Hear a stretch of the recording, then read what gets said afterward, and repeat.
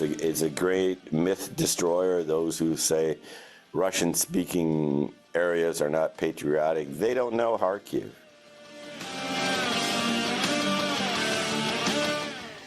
Hello and welcome to Radio Kharkiv, or Radio Kharkiv as we would say in English. My name is Michael Anderson.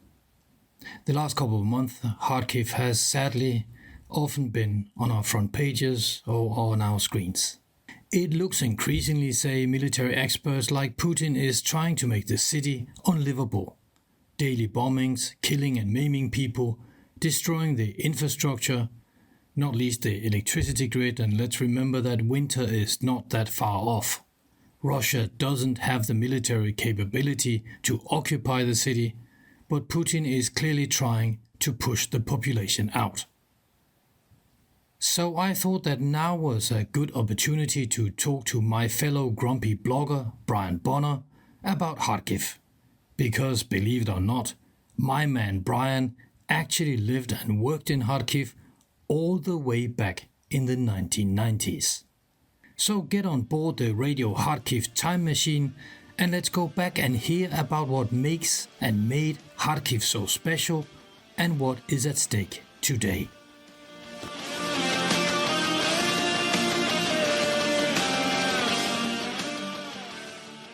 So you said you arrived in Kharkiv in 1996? Yes, I go back a long way with Kharkiv. I was just there a couple weeks ago. So the short story is, yes, I first came there in 1996, taught journalism through a translator, of course, but it was a great experience. I ended up getting married in Kharkiv at the Wedding Palace in 1997. No longer married, but have been a regular visitor and actually lived in Kharkiv for a period of years in the late 1990s and early 2000s.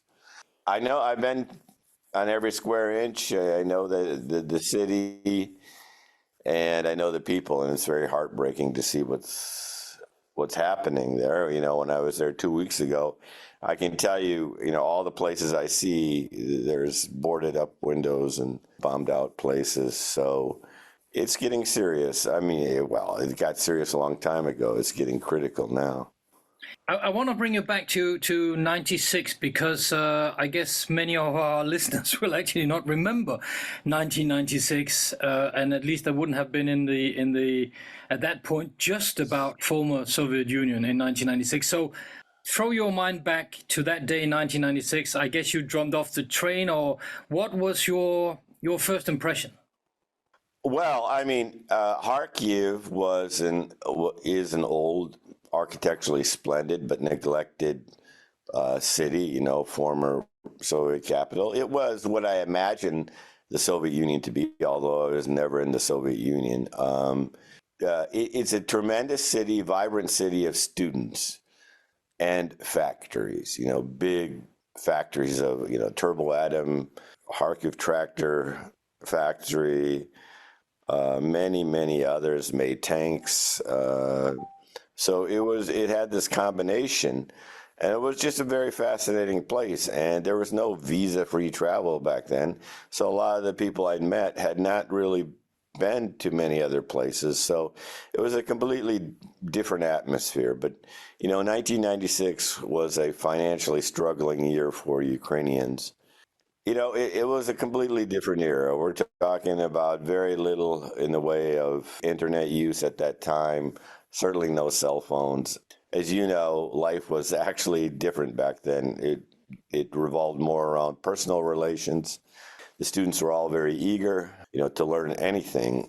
I would say at that time they were pretty much starved for it. Kharkiv still didn't have the vibrancy of Kiev, the capital, because Kiev is a crossroads for embassies and the international community. Kharkiv didn't have that, but it had something different. It had thousands of students from other parts of the country. Other parts of the world, like Indian medical students, students from Africa. So it had this international flavor. It was really something to behold. It was not a small town. It was more than 1 million people. So it is a vast city. I fear it's going to lose its vibrancy if these attacks continue. At that point, I was at the other end of the country in Lviv. And I sort of felt what you just said, the eagerness of the students, the feeling that they knew that they had been kept in sort of isolation in many ways, and they really wanted to learn, and you got questions as a teacher from what you were teaching, but also about life in the West, and role models and gender questions, and personal questions. It was fabulous to come as a teacher.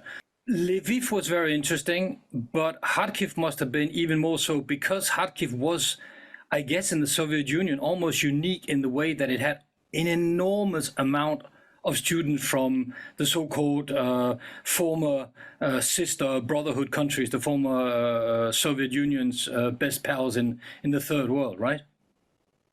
Yes, and I mean, I taught, I lectured in journalism school there that was sponsored by a local paper, Вечерний Kharkiv. I don't know if it still exists. I can still find the building. The classes were enormously popular, and obviously a lot of the questions I got they were about journalism, but they were about everything. You're right. They were curious about everything not related to journalism, about everything. Well, what Ukraine's place would be, what life is like in America. You were treated like a rock star.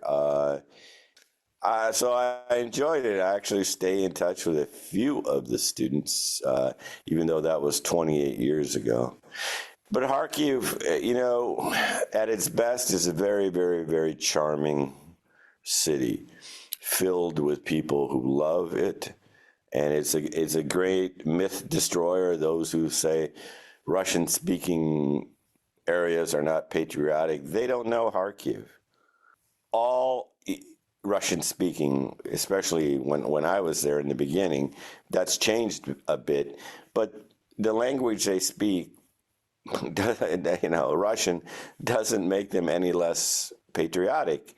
And as you know, Michael, Russia has been trying to get Kharkiv from the start. Actually tried to get it 10 years ago in 2014 and failed. And this is the statement of people from Kharkiv. You can bomb us, you can kill us, but you're not going to take us. The world had internet. The connections in Ukraine were horrible and slow. And I remember just taking these prepackaged handouts on structuring a story, writing a lead, and we get them translated. It was a lot of work. Have it all translated. I remember once I was handing them out, and apparently copies were so scarce that one beloved student came up to me afterwards and said, "Are we allowed to keep these copies?" And I said, "Yes, by all means, keep these copies." What was the self-perception back then? Because, did they felt Ukrainian, but how about the relationship between Kharkiv and Kiev? For example, as I said, I was in Lviv at the same point, and a lot of people were definitely mumbling about being ignored by the central government. There was that. I think there's always that tension, and that's in America too, between Washington and people outside the Beltway. And Kharkiv, if I had this, it would be very similar. They felt neglected. They felt like they made huge contributions to the economy of society. They just weren't getting the attention of Kiev. They felt all the money was going to Kiev, rightly or wrongly. And there was this proximity to Russia. It wasn't all Ukrainian patriot, with 1.4 million people, you're going to have diversity of views. And so you did have Stalinists still there when I was there, people openly espousing Stalinist views. You could actually buy memorabilia, not only to the Soviet Union, but to glorify Stalin. That was on sale publicly. You had people who would openly say that things are better in the Soviet Union, America is to blame. That was there. But the overwhelming sense I got was the poverty. Most of the people I knew And I lived in Heteze, they call it. I mean, it's away from the center, far from the center. Most of the people I knew were just overwhelmingly involved in the struggle to survive. $50 a month, $75 a month. There was a tremendous amount of pride. There's humility there. I like the humility of Kharkiv. They weren't arrogant people. They were very proud of their institutions, proud of their knowledge, proud of their city. Although it suffered. It could have been cleaner. That's almost 30 years ago, and you have been coming and going to and fro Kharkiv on a regular basis for the last basically 3 decades, Brian. What, in a few words, what are the main changes you've seen, sort of, in the way the city looks like, or the way the people looks like, or I don't know, what are the main changes you have seen in that long period? Obviously, people got more money. We got enterprises, new malls. They changed along with Ukraine. When Ukrainians were able to travel abroad, people from Kharkiv did too. And so it did become more worldly. Outwardly, the appearance hasn't changed much. The main street is Sumska. And it hasn't changed a whole lot. There's a lot it has the beautiful European square in the center. Its look hasn't changed, but the feel has certainly changed. I mean, people are, there's a lot of vibrancy. The tech revolution didn't bypass them. They were certainly there with that. And, you have more cars, you have more affluence, you have, like where this home improvement epicenter, it's a popular home improvement store that got bombed. You feel it. I mean, you see it. People with money in their pockets. They're a long, long way, thank God, from making $50 a month. I would not qualify most people in Kharkiv as affluent at all. I think most people got their apartments as everybody else did from the Soviet Union. And that gives you a base of wealth. If you don't have to pay for housing, your life is much more affordable. One other thing that certainly also played a role was that Kharkiv had a pretty big and impressive Euromaidan in 2013-14, right? They had a slippery mayor who's no longer alive named Gennady Kirnis, and they've always faced corruption in their city hall. I think the current mayor is very popular for the way he's handled the war. But Gennady Kirnis was a flip-flopper. He was a pro-Yanukovych guy and a real shady guy. You remember there was an assassination attempt on him. Oh, yeah. But he also flipped with the wind, with the prevailing public opinion, and became a Ukrainian patriot at the end. Every effort that I've seen that the Donbass Russia tries to lump Kharkiv into the Donbass or as a pro-Russian just flies completely in the face of reality. It's just absurd that they think because they're 25 miles away from the Russian border and they speak Russian that they have any foothold there. They don't.